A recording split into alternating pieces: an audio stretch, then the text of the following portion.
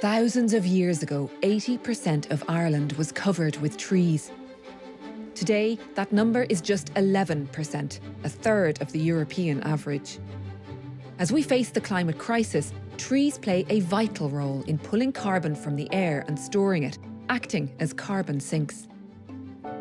3 years ago, motivated by her deep concern over climate change, Dublin-based writer Catherine Cleary decided to buy land to grow a forest.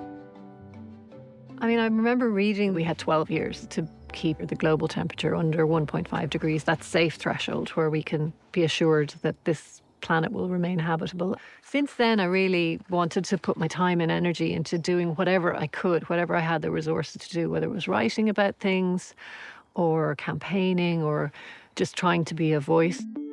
To plant trees, of course, you need land.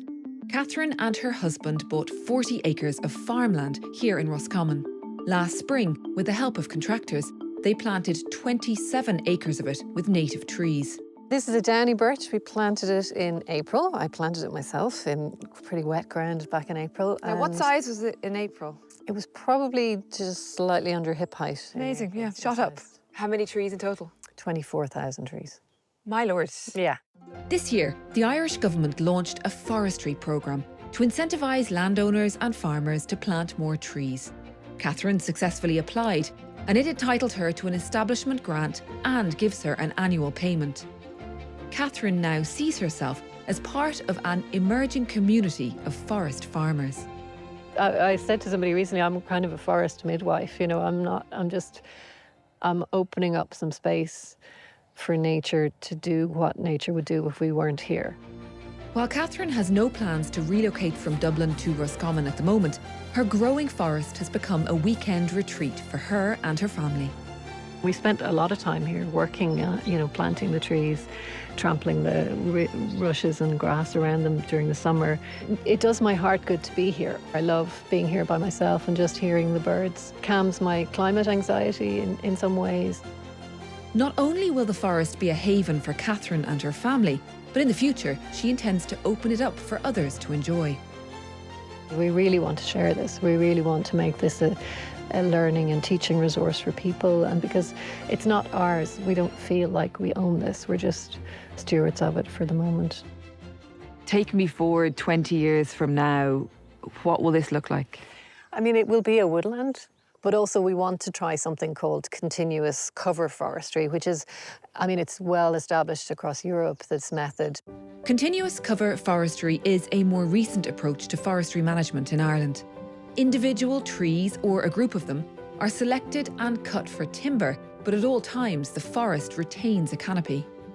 The idea of coming in here when these trees are, timber size and taking out specific trees with definite purposes in mind, I'm really interested to see how that model works. It will take a good few years of growth before Catherine has to actively manage her forest. But to find out more about what's involved in Continuous Cover Forestry, she travelled with me to Kinnegad in Westmeath to meet forester Olive Levy. Olive manages a 49-acre woodland that her father Dermot planted 20 years ago. 2/3 of it is planted in Norway spruce, and then we have about 6 hectares of sycamore, and then the rest is ash, beech, a little bit of birch. So they're the main species. And it's your wood, but originally was yours. That's right, yeah. You planted this. At the Yeah. time, what were the options for you? Because you have a dairy farm, don't you? That's right, yeah. I decided, there were so many hills and hollows in this part of it that why not plant trees? And, it's something that would be there for the future. When the annual premiums she received came to an end, Olive wanted to generate an income from the forest. Rather than wait for it to mature and then clear fell it, cut down all the trees in one go, Olive has opted for the continuous cover approach. She harvests trees over time and sells them on for timber and firewood. It really appealed to me, not just for having a regular source of income that I can dip in and out of, but the permanency of the place, the biodiversity. There's incredible habitat here. To find out more, we ventured further into the Norway spruce section. One of Olive's first tasks was to create access routes so commercial operators were able to thin the conifers. So, Olive, we've come from the dark into the light. Amazing contrasts. Yeah, so this is part of the kind of the first thinning operation is where we open up, they're called racks, but they're basically just lines so the machine can come down. So this is the commercial end where the This machine is comes the in and commercial harvests. machine comes in, harvest, and then as you can see, once it's been opened up, now we've got light. Interested to see what happens when you bring light into this close planted forest. This was thinned 2 years ago, so this is the effect. And in the summer, you're waist-high vegetation along these open areas. So you see little tiny oaks. So this was a massive surprise. So once we did the thinning and the light came in, I've started finding little oaks There's around. one over there, yeah. There's one over there. Oh, they're just springing up everywhere. With the future in mind and to try to increase biodiversity, Olive also directly planted other tree species, including conifers. It's going to be my lifetime that it's in this transformation period, and then it'll be the next generation that hopefully you'll get that natural regeneration.